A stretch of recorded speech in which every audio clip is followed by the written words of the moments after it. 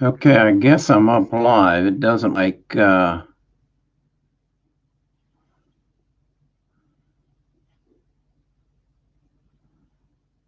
okay, now it looks like we're gathering some folks.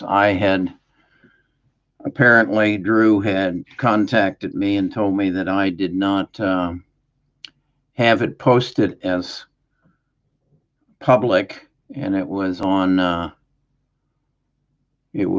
unlisted. So, and it's for people to gather. Um, this is all kind of new to me, but we'll make it work. Hello to all of you. uh, been an interesting week, and we've gotten some very, very interesting questions. One of them in particular, really hit home to me, and that's the one I'm going to lead off with. But I wanted to start by just giving a shout out to Drew. Drew has put a lot of this together and has helped me immensely. So a shout out to Drew. I think you probably also noticed that my thumbnails have gotten an awful lot better. And effective the first of this month, the editing has gotten a lot better, and that's a direct credit to Jack. Jack is a young man who lives in the Netherlands and has been working for me and or with me, and we have a 7 hour time difference. So it's a bit of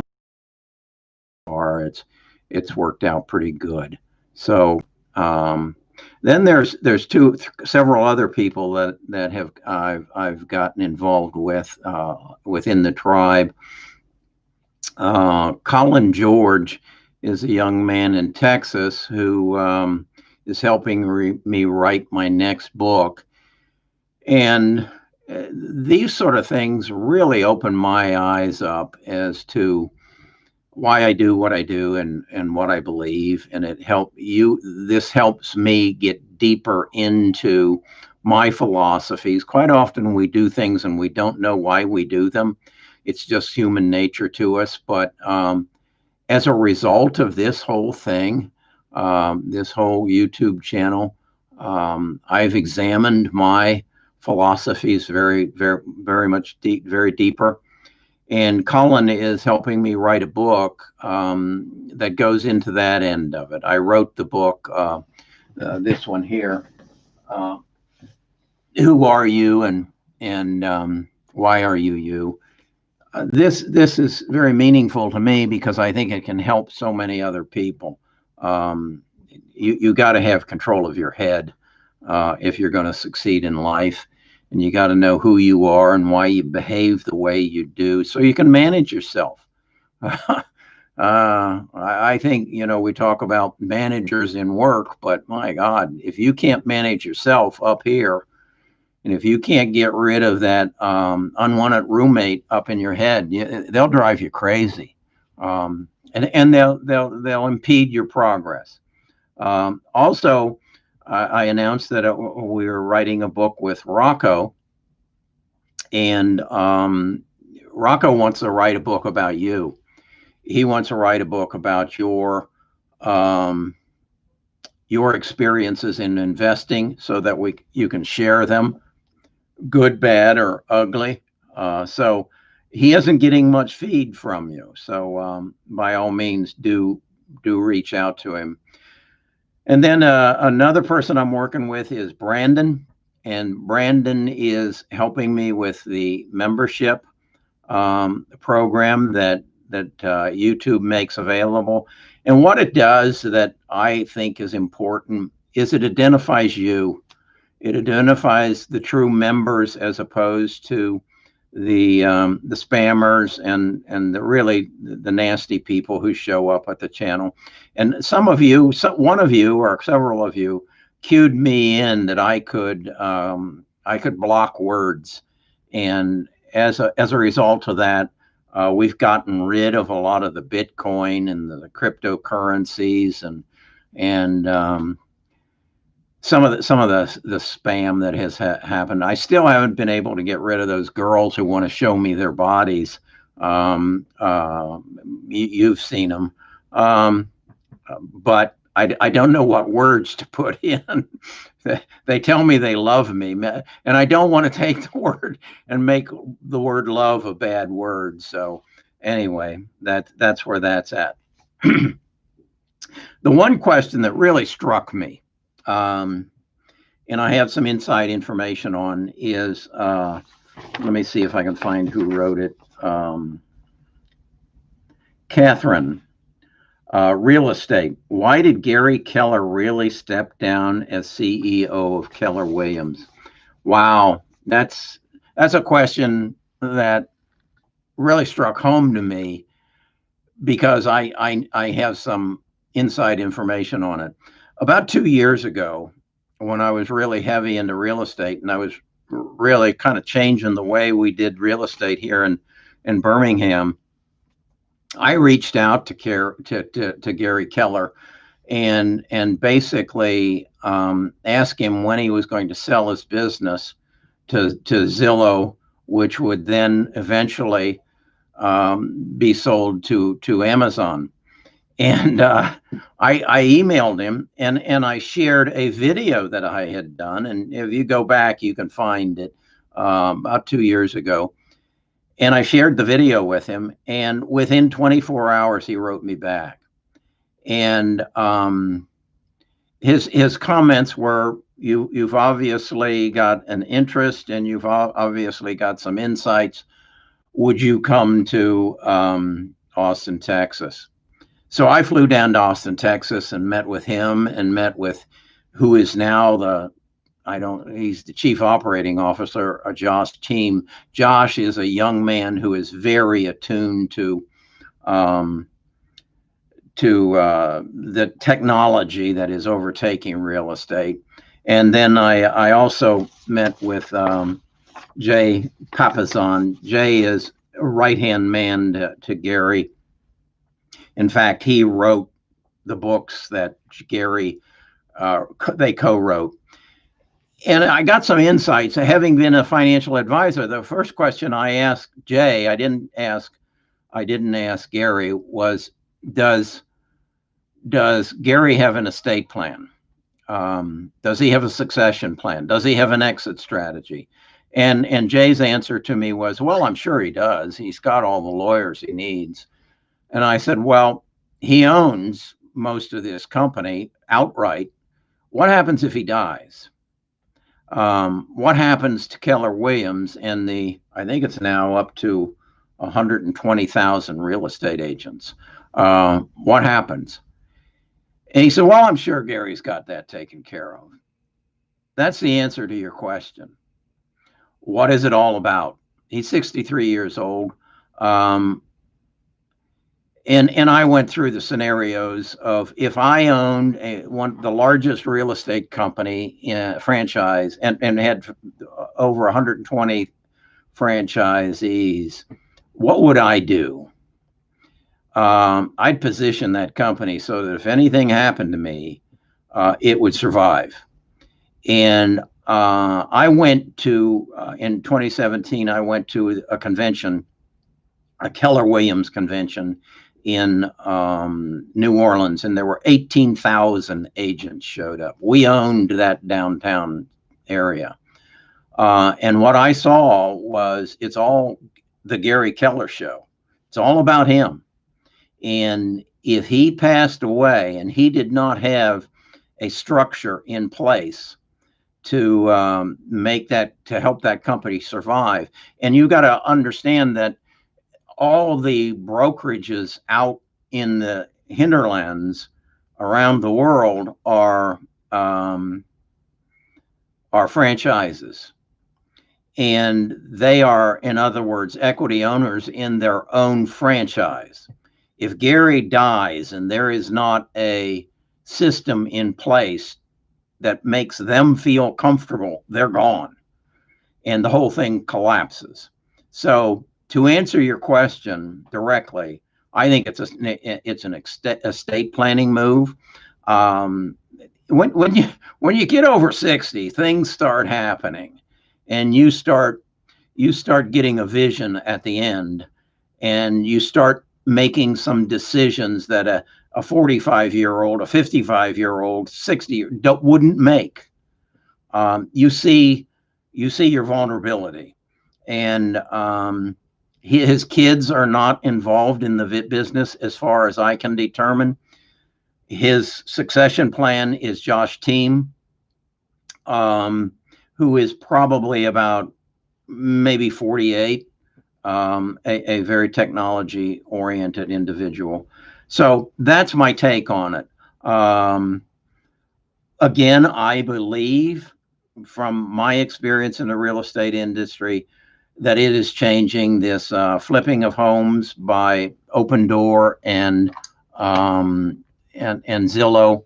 And boy, was that a mistake. I was a big owner of Zillow when they were up around 45. It rode it up to 65, and then in March, and I sold it at 65, and then in March it dropped to 22. Um, and I know a lot about Zillow, and it's now at 102, and they're still losing hundreds of millions of dollars a year. I do not understand that valuation, so I wouldn't buy it unless it came back down to 22, and then I probably still wouldn't buy it. Another question, number two, I have here. How do you find a good financial advisor that isn't a salesman? You can't be a financial advisor and not be a salesman. It's just like I, having been a financial advisor, I know that you get paid now based on assets under management, and that's pretty much how most of them work. We've taken the um, we've taken the commission out of that business other than annuities. And that's why Ken Fisher is so dead set against buying annuities. And Ken Fisher's a good financial advisor, although he's just like Gary Keller. The people around the country that work for him are franchisees. He's a marketing genius. He markets his program, and it's like the lawyers you see on TV. They don't try any cases, and they actually don't practice law. What they do is sell franchises, and that's what this financial advising business has come down to, one of gathering assets. So what do? They have to protect your assets, and what that means is they have to diversify you.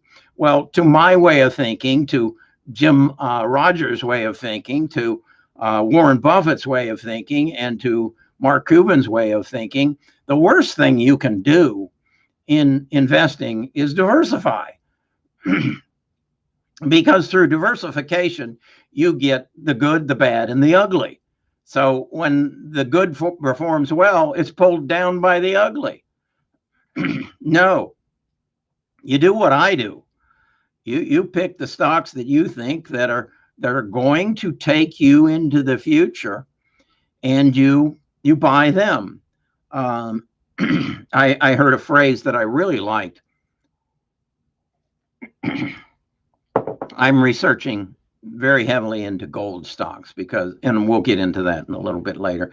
And the phrase that was used is, you buy a undervalued asset that the public doesn't know that is undervalued, but you know it is. And then you wait for change to bring recognition to the value of that asset. Well, that's why I own Amazon, Google, Apple, Facebook. Well, what's their undervalued asset? Well, why do you buy Google and Facebook? You buy them for their advertising revenues. Why do you buy Apple? Because they have such a cool phone and laptops and pads. And why do you buy whom else? Tesla. because they lead the world in um, the electric vehicle. Well, guess what? That's not why I buy them, because that's not their undervalued asset.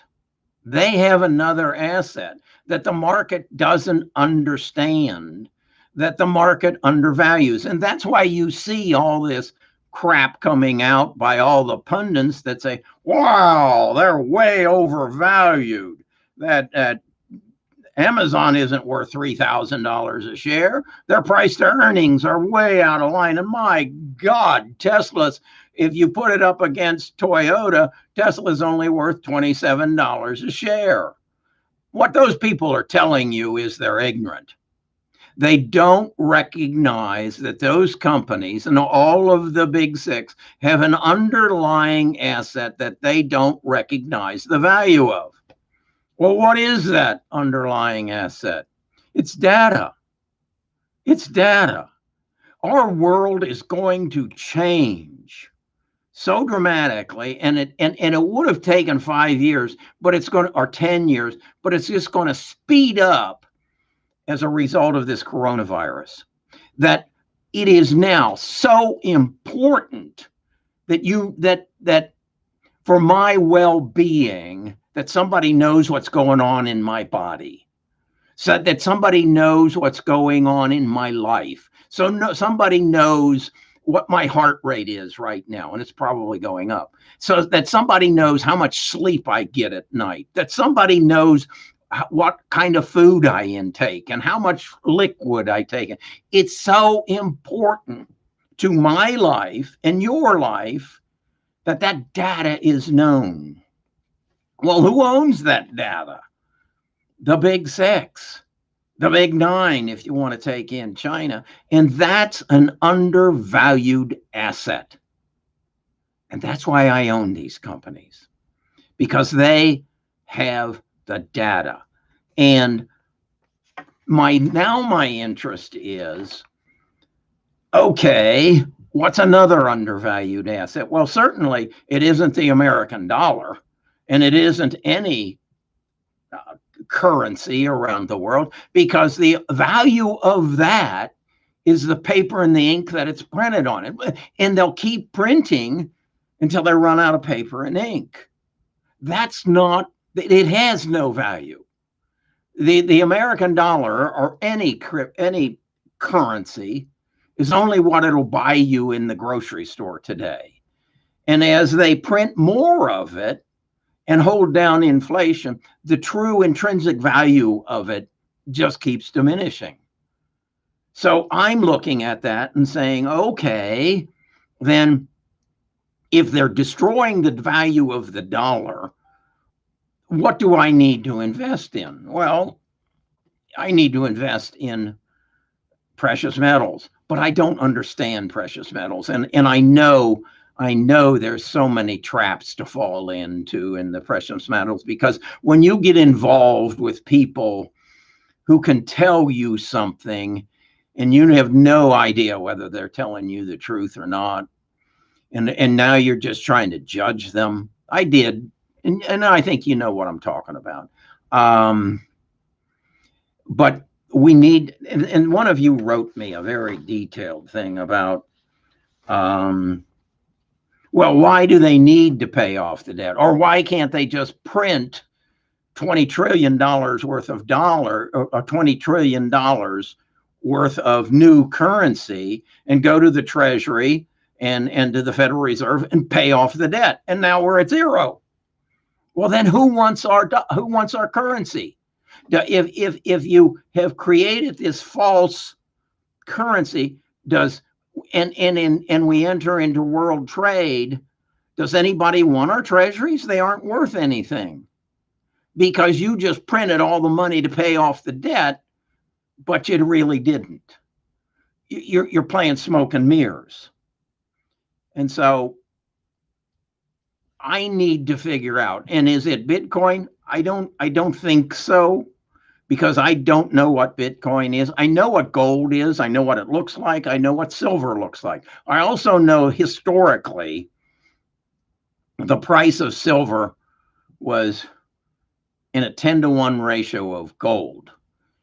And gold's at about 2,000 and silver's at about 27.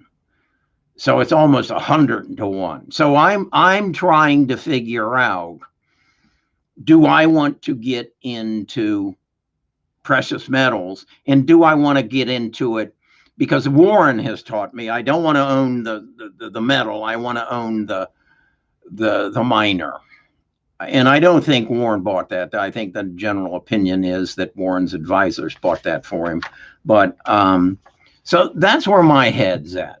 And that's where that's the kind of stuff that I want to expose you to. And then there's one other major category that I want to expose you to, because it won't only make you rich, it'll make you wealthy. Let me see what my next question was. Okay.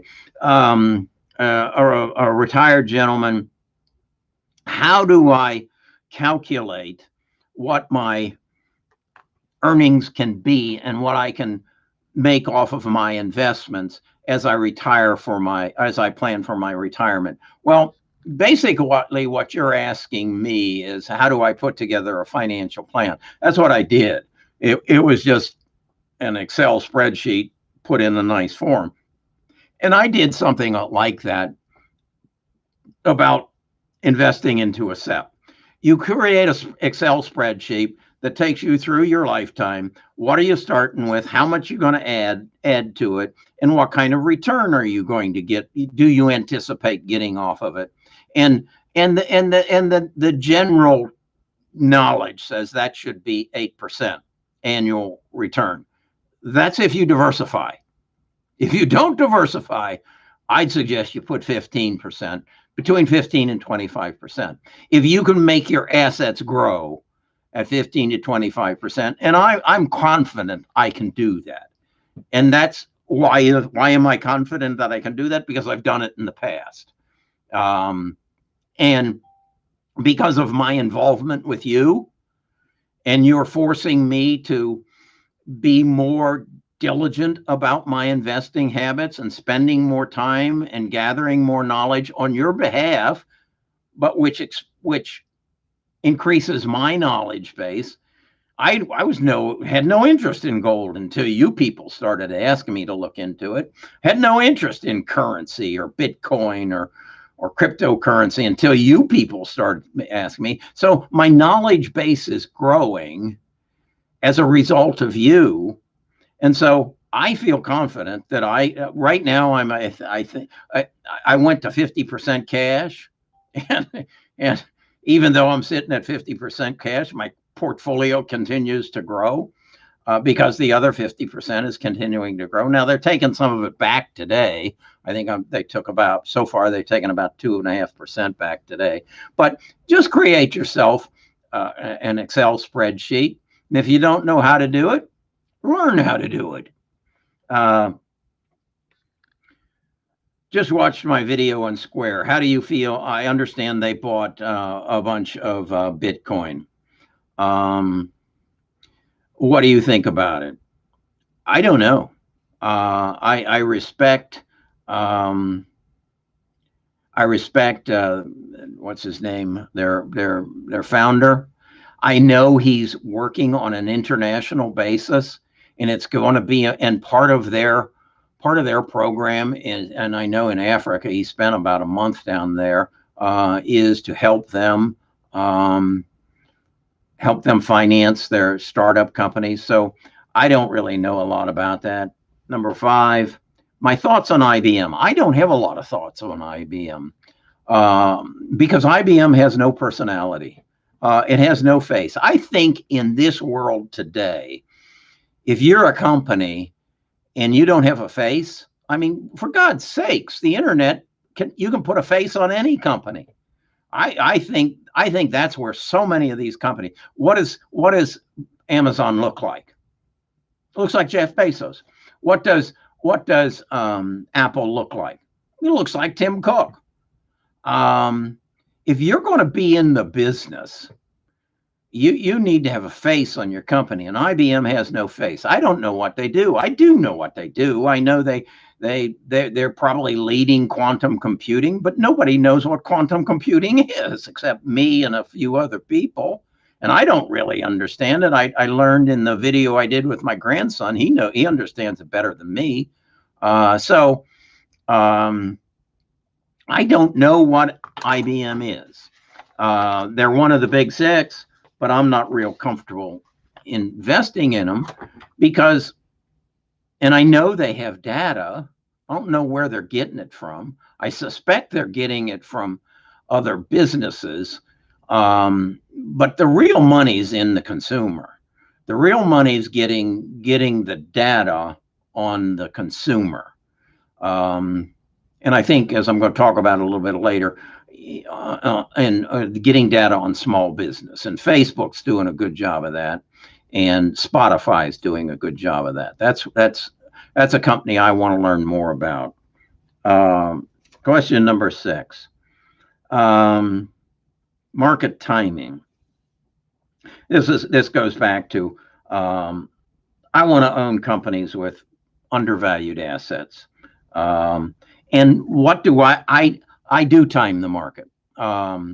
I've dumped Google earlier this week, probably a little prematurely, because I believe that Google's earnings are going to be disappointing, and I believe Facebook's earnings are going to be disappointing because I think their advertising revenues aren't going to meet expectations. I'm willing to take a chance. If I'm wrong and Google, the stock doesn't go down, I'll just buy it back at the higher price because I'm really not buying it for the advertising revenues. I'm buying Google for the data that they're collecting. And the revolution, I think, is, and if you watched my video, I think it's today on Google, what they're going to do with YouTube, I just think is genius. We've had a revolution in commerce, and e-commerce has for the most part just destroyed brick and mortar. But some of you still go back to your dress shop or to your suit shop or where you buy your shirts, but because you like the clerk and you trust the clerk. I think YouTube's going to replace the clerk with the YouTube creator. And the two that I think this is really going to, where they're really going to hammer hard, is these. You've seen these young girls that come on and they put on their eye makeup and their shadow and their base, and I don't know. Nita doesn't do much of that stuff, but and their lipstick. And then they do that for sponsored videos, and YouTube doesn't get any of that sponsored video money. But now if YouTube will put a store attached to every one of those little girls' deals, and now you just click the store and you go into the store and you buy that, and through the use of Shopify, Google fulfills your desire for that product. You just shut down a part of Amazon. You just shut down another brick and mortar store.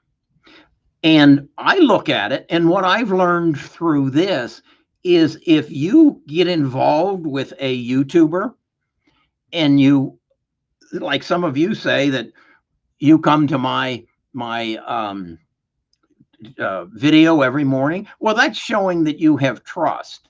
And if over a period of time we build that trust and awareness and knowledge together, I can now sell you. I can sell you better than Amazon can, because you don't know for sure that those reviews that you watch on Amazon, that they're legitimate. You don't know.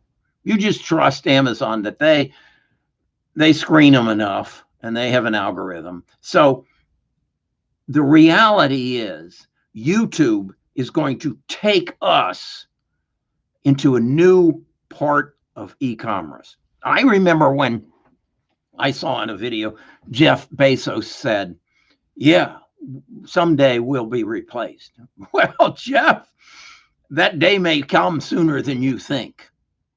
Because think about this. In the video, I said, what if eventually I'm going to buy an electric vehicle? I'll get rid of my internal combustion BMW. Probably never get rid of Nita's Porsche. But what if, rather than going into a dealership and for the most part being treated like a piece of dirt, I could go onto a YouTube channel and there's a guy there that I really like, and he reviews cars, and he makes comparisons of cars. And so I can compare my Tesla to my BMW, to a Mercedes, to a Lexus. As you might see, I have a bad habit called expensive cars. And he could walk me through that and make comparisons and show me which car I like. And I could press a button and one of these car delivery people would deliver the car to me, and he'd make a commission off of it. And YouTube would make a commission off of it. Would that make me happy? It'd tickle me to death, because I hate going to the dealerships. They do not respect me, that I'm coming in there and spending $60,000-$70,000, and I gotta wait. And then they we won't go there. Okay. Bloomberg's breaking up the tech companies. What do I think about that? The sum of the value of the parts are always going to be worth more than the value of the whole. If, let's say, they break up Facebook, and that's one they're jumping all over. So now Facebook becomes a advertising vehicle, but their data is parked somewhere else. Which one do you think I want to own? They got my data. That's the one I want to own. They break up Apple. They take this little dispute that they have about Apple charging 20-30% for their apps. What the hell? I mean, whatever they want to charge, they charge. I mean, if it isn't worth 30%, then don't do it. But let's say they break it up. And now they have a phone division, they have an app division, and they have a data division.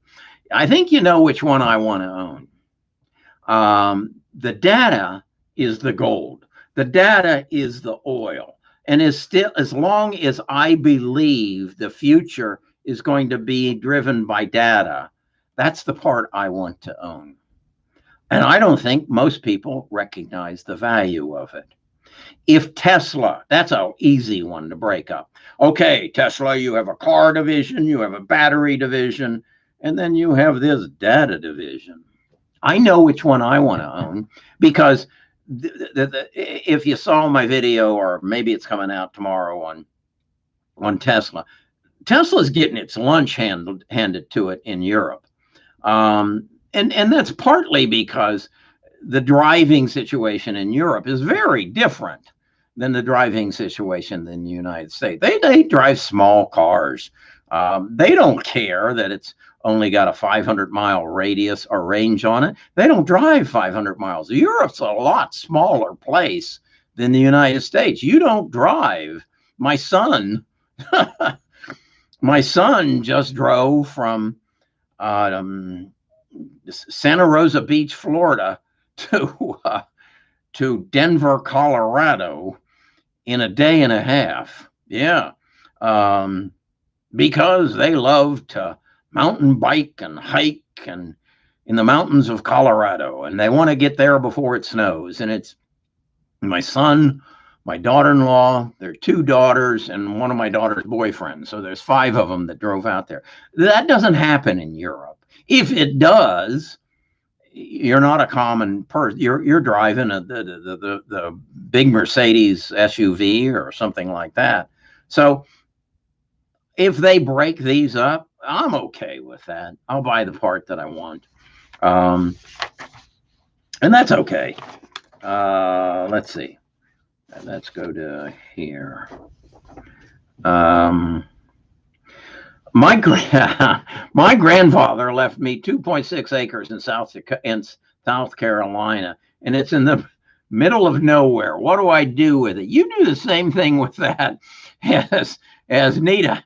Nita's parents bought her or left her 2 lots outside of nowhere, Florida. And it's nowhere near a beach, and it's nowhere near Disney World, and it has little or no value.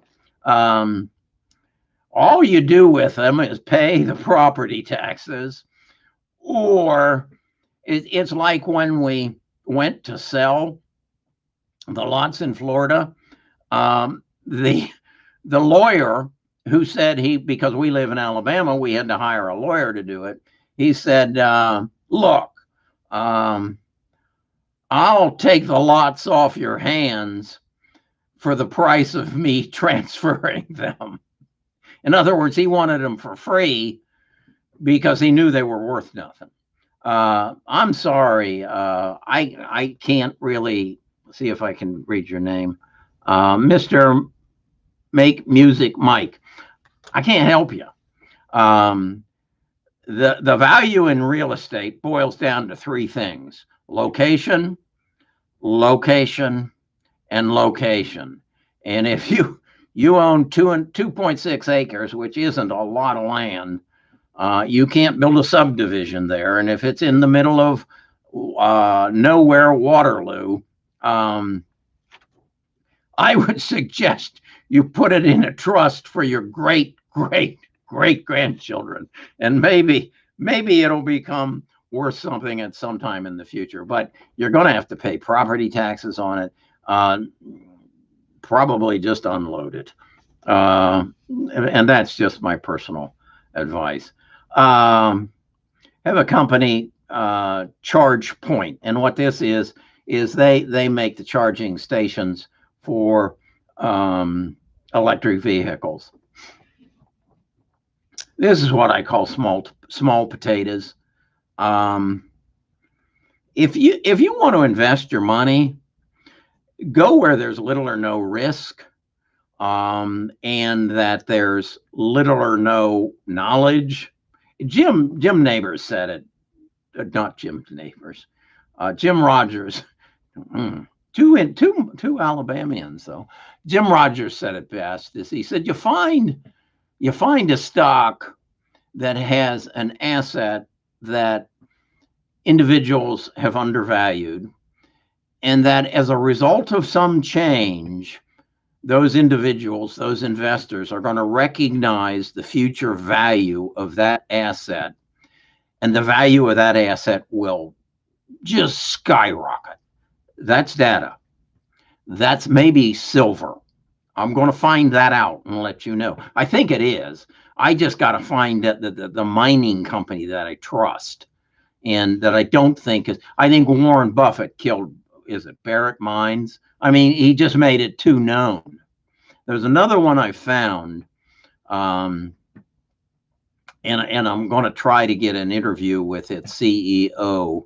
I've seen an interview with his CEO, and they're a company that as we were in the bear market of gold and silver, there were a lot of junior miners and those are the people who do the exploration and drill the holes and recognize. A lot of them went bankrupt, and this company I'm looking at went out and bought them, and has been sitting on them, and been sitting on silver deposits that they know's there. But back when silver was down around $15 an ounce, they couldn't make any money on it, and they couldn't sustain the operation, so they went bankrupt. And this company went out and bought a lot of them. And now as silver's gotten up to, I think it's $25 or 20 between $25 and $27 a share. Now it's profitable. And so that's where I want to go. But I got to find somebody I can trust. There's just too many pumpers and dumpers out there in that commodity. Gentleman has rental properties. This is Kyung, has rental properties. He went to a CPA and said something about setting up an LLC, and the LLC said the only real value of that is limited liability. And he's right. I mean, that's what a limited liability corporation is. But maybe you ask him the wrong question. Maybe what you want to set up is not an LLC. Maybe what you want to set up is a partnership. You just want to create a business entity so that you have a second place that you can put qualified money.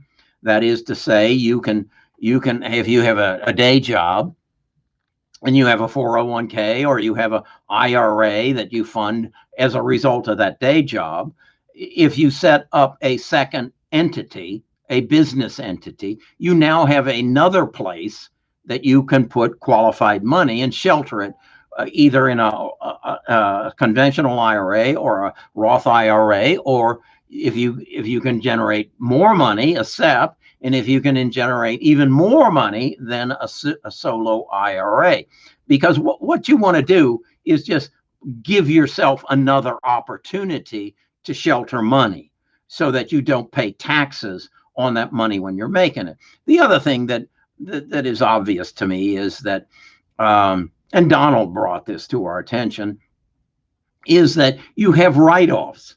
I would ask you, if you have this rental property and you visit that rental property, are you writing off part of your car on your individual taxes? Are you writing off the office expense? Look at this luxurious office. It's worth some. It has an expense, and that is part of my utilities. I don't have a mortgage, so I can't write that off. But if I have a business, and it doesn't make sense for me to pay rent to me, because it's an expense for the business, but it's an income for me. If I can create a deduction out of it, on the other hand, that becomes such as if I have a mortgage, a percentage of that mortgage payment now becomes an expense that I can deduct from the income that my rental property makes. And that's what you want to do. You want to decrease the reportable income that you have on your. I just read also an article in the Wall Street Journal that says, and I don't do this, that said that if you own a business, unless you give them access, the IRS access to your bank records, they have no way of knowing what your income is. I would just warn you that it isn't too far in the future where the IRS will have access to your record. They gave some outlandish amount of money that people who own businesses just don't report it. You get a check for somebody for $10,000. You say, well, I'll put it in the bank, but I'm not going to report it as income. I'm just going to whatever. I remember when I laid the sod in my backyard. I don't remember what the numbers were. It was something like, well, what do I owe you for the sod? And his answer to me was, how are you going to pay me? And I said, how do you want to get paid?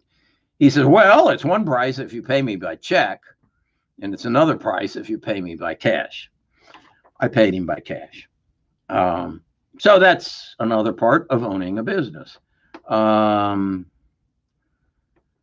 Talking about autonomous cars. There are already some autonomous cars. Yeah, there are. And again, there are going to be all kinds of autonomous cars. That's not where the money is. That's an autonomous car is an autonomous car. Whether it's a Volkswagen, a Renault, a Tesla, a Ford, or a Cadillac. And because there are so many of them, it gets competitive. I'm told, I don't know if this is, I find this hard to believe, that the average profit on an automobile, an internal combustion automobile, to the manufacturer is somewhere between $200 and $500. That's on a $20,000 to $60,000 automobile. Why would you want to be in that business? Why wouldn't you want to be in the data business, where you put 5G inside that car and you follow that car everywhere it goes, you know everything about it, and now you can sell me service. Now you can sell me tires. Now you can sell me batteries. No profit in a car. I believe the only reason you sell a car is to do the service. Then when you give them, on my BMW, I have 5 years and 50,000 miles, and all I pay for is the tires, the oil, and the windshield wipers. How do you make any money on that? Maybe that's why they treat me like dirt. Okay. This is the one about why wouldn't the country just print all the money and pay off its debt? Well, then your currency's not worth anything. Right now, the U.S. currency is the number one currency for trade. China, nobody wants the yuan or whatever other people call it other things. When I went to China, they called it the yuan. Nobody wants their currency because they manipulate it so bad. Well, what do you think we're doing if we print all our money? We print $20 trillion and pay off our debt. We're manipulating our currency. Nobody's going to want it. So I don't think that's a viable option. About the banks got to be losing money. No, the banks just reported profits. Morgan Stanley and Goldman Sachs said their profits were up over the last year. How did they do that? How they did it, I guess, is because they haven't dealt with the foreclosures yet. They haven't. They've given people forbearance, and they kept enough money in their coffers, and they didn't loan. Remember, the government gave them $600 billion for the paycheck loan program, and they've only put out on the street, is it 3 or 6 billion? They got the rest of it in their vault. Yeah, I guess they are making profit, because money for nothing and the chicks for free in the banking business. And you just don't get any better than that. What are your thoughts about Square and Bitcoin? As I say, I think they did that for international reasons. And to just be straight up honest, I don't know enough about Bitcoin to give you an answer on that. Do I think cryptocurrencies are going to be a thing in our future? Yeah, I don't even like using cash. I went and got my hair cut the other day, and and he charges me $30 for my haircut, or that's what I pay him. He doesn't charge me anything. I say, here's your $30, and I didn't have $30. I had 20 and 2 ones. Because I don't carry cash. I don't spend it. So I have to make a trip back to give him another $10. We are going to end up that our currency, just like China's, is going to be on our phone. You can't spend currency in China. I think Jim Rogers mentioned that. And I've also been in Cuba. I was in Cuba, I guess, a year ago, March. And I learned there that if you want to control your population, you control your currency. They have 3 forms of currency: the American dollar that I bring in, that they then turn into a Cuban dollar, which I spend on the island, which then the merchants have to immediately turn in and trade for a Cuban peso. Now, a Cuban peso is worth absolutely nothing anywhere other than Cuba. So if I'm a Cuban and I have a bushel basket full of Cuban pesos, it won't buy me a candy bar anywhere other than in Cuba.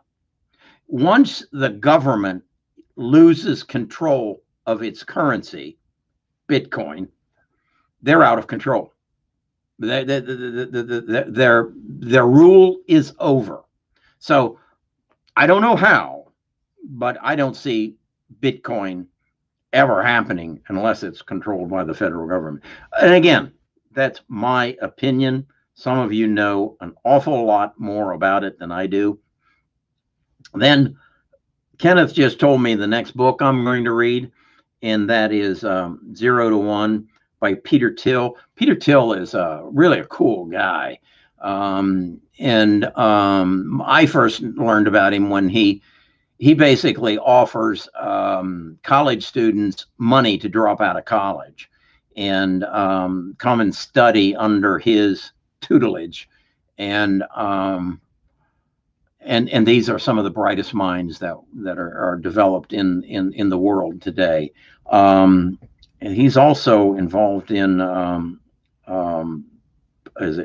I never pronounce it right, Palantir, the IPO that just came out that was originally started 17 years ago by the CIA, and they're now credited with the ability to break into anybody's program at any time they want, and that's how they found is it Osama bin Laden, and then made the nighttime drop on him. So, and again, that's an unknown, and I don't buy unknowns. I buy the data, people, and that's bringing me to where another place I want to go. Do a short position in SPY, shorting the S&P, because I don't short. Shorts are a gamble I won't take. I'm not smart enough to short. Let's just put it that way. I'm not smart enough to time a market that way. I'll go 50% cash, but I won't go 50% short. I'm just not that smart. And it's all about risk and reward. I won't risk something to gain something that I don't need. Okay. The risk is too high, and I don't need that gain that bad to make that risk. It's kind of like a life or death situation. If you find yourself in a predicament and you got to take a risk to live, you take just about any risk. But if it's not a life and death situation, then you don't take the risk, because the reward, as opposed to the loss, is out of proportion. So you don't take it. So you don't do it. When you say 50% cash, and I'm in a 401k, I don't have a cash option. You should have in your 401k a money market account. That's basically the same thing as cash. If you don't, you go into high grade corporate bonds. And that's where I'd go. So then the next thing I wanted to really talk about is something that I've gotten lit up on. I think that the age of entrepreneurship is about to explode. Entrepreneurs used to be guys by the name of Bill Gates and Steve Jobs. That's what we used to think of as entrepreneurs. Sergey Brin and Larry Page, all, and with Bill Gates, it was Paul Allen, and with Steve Jobs, it was Steve Wozniak. And in all cases, they discovered their ultimate product in their garage, and there were two of them, which I think is kind of strange. And I'm sure you can find many more cases. Jack Dorsey and Twitter, I'm sure he had a partner. Spotify, I just saw something with Harley, can't remember his last name. They're all entrepreneurs, and that's what I think of, and I think what you think of when we talk about entrepreneurs. Now I think of myself as an entrepreneur. This is entrepreneurship. I've taken my talent, my knowledge, my skill, and I'm starting to build a business off of it. I'm starting to build a cash flow off of it. It has the facilitator of this is YouTube. YouTube has given me the opportunity to take some skills and talents that I have and that I've had for a long time, but I've never been in a position to take advantage of them. And now I'm learning every day new ways to monetize this. So I'm now looking at what is the next step. And I've that short, just briefly, as to how I believe YouTube is going to turn this into a store. I have a daughter-in-law who makes religious artwork. Her name is Ginger Lee Designs. She's she's Trent's wife, and she has been through it all the way from she makes something and she gives a sample of it. It's shipped to China. China ships it back to her, and then it's distributed to where she got out of that to where then she makes it and she rents 2 Butler buildings and she has 30 people working for her, and she goes to the Atlanta markets and she sells it and or takes orders in January and July, and it's all kind of directed towards Christmas. And now with the pandemic, they didn't have that. And so her business is just all over the place. And she's getting burnt out because she has to make physically everything that she makes. Now Spotify comes into the world. And I don't know a lot about Spotify, but I watched an interview today on CNBC, and he mentioned, and my wife knew about it, this sock company that makes these cool socks, and they have built their business off of Spotify. Well, I know something about socks because up in Gadsden, Alabama was the largest sock manufacturer in the world until somewhere around, I guess, the early 2000s, when the sock business went to China. And I suspect it's still in China. But these people in Gadsden didn't know if they made their socks cool looking, they could still be in the sock business. And now these people, and then Tommy John's, the underwear people, they have built their business off of Spotify. So I look at that and I say, Ginger needs to get involved in Spotify. And what I'm saying to you is, if you have a talent, if you have a skill, and you can monetize it through Spotify, you are going to become an entrepreneur. And you see that painting right there. Right there. That's one of Picasso's most famous paintings. And it's painted by me. I painted it. You see this painting there. That's a painting I saw in a restaurant in Denver, Colorado. And I went up and took a picture of it, and I came home and I painted it.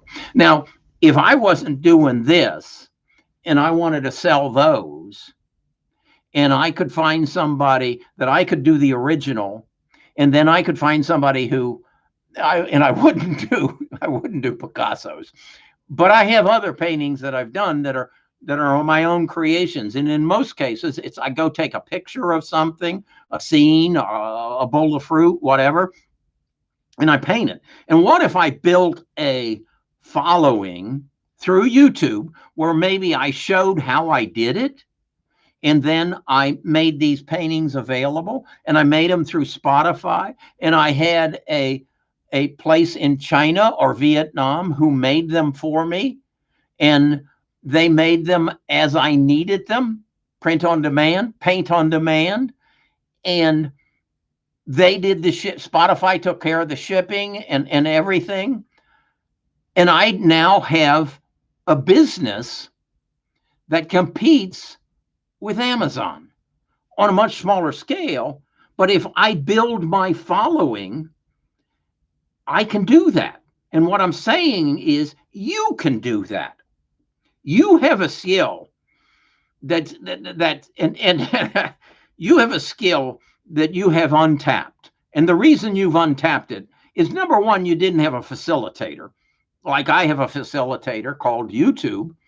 And now I could have a facilitator called Spotify, that I could create a business, a side gig, that is going to propel me into a new category of wealth and in financial independence. And what I'm so damned excited about is, I figured this out. Well, I guess I didn't. I mean, the sock people and Tommy John's, but I'm sharing it with you because they're not sharing it with you, or you're not paying enough attention. Maybe that's it. Or maybe it's that roommate in your head that tells you, I can't do that. I could never get that. Well, hell yes, you can. If you can paint a Picasso that looks like that, well, you can paint anything. If you can take cool photographs and manipulate them and turn them into something really cool, you can do it. You now have, I mean, my daughter-in-law's market was limited to the people who showed up at the Atlanta market show. Okay, so let's just pick a number and say 10,000 merchants showed up there. Well, she has to sell them to the merchant, and then the merchant marks it up, and you can take the merchant out of it through Spotify. Is that what it's called, Spotify? Am I right? You know what I'm talking about. Is it Spotify? Shopify.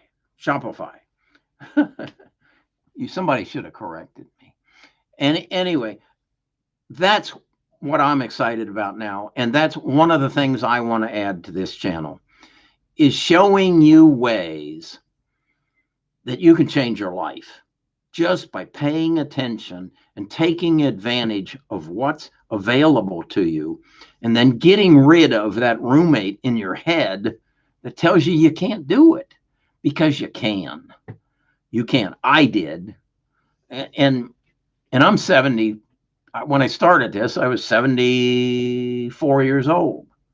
So I want to set you free.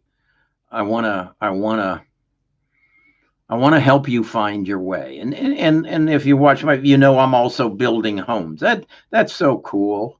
Going out there and seeing something coming out of dirt.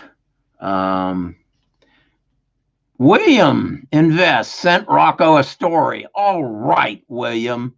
Let's get that going. I think that would be so cool. Judy, I did a video about you. You should do that. Rodney, the Chicken Mafia, you should send Rocco your story.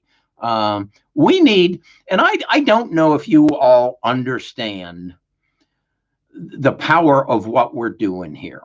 You share things with me, just like that young guy that I did, and I'm sorry about that screw up on the sound on that video. I don't know. I'm not technically inclined. I stumble through this. But he opened up a world to me of that I understood 5G, and I understood that there'll be something in my furnace that'll tell me something's wrong with it before it happens. But now that he's telling me my furnace will learn from its mistakes, my hot water heater will learn from its mistakes, and it will learn probably, think about that. My hot water heater heats that water in that hot water heater to, I think it's 110 degrees, 24 hours a day. Well, I only take a shower once a day. That's a revelation. My wife, cool. I think she does most of her laundry in cold water. I mean, our needs for hot water are minimum. So why the hell are we heating that thing all day long? Um, Maybe that chip that Ron was talking about, Roman, maybe that will solve that problem. My wife just told me today, hey, our electric bill went down $200 a month. And I said, that's because the air conditioning shut off. Why the hell do we air condition this house when nobody's home? I don't know. I don't know. My point is, things are changing so fast. And if you can see the change and you can recognize the undervalued underlying asset, data, and who it's owned by.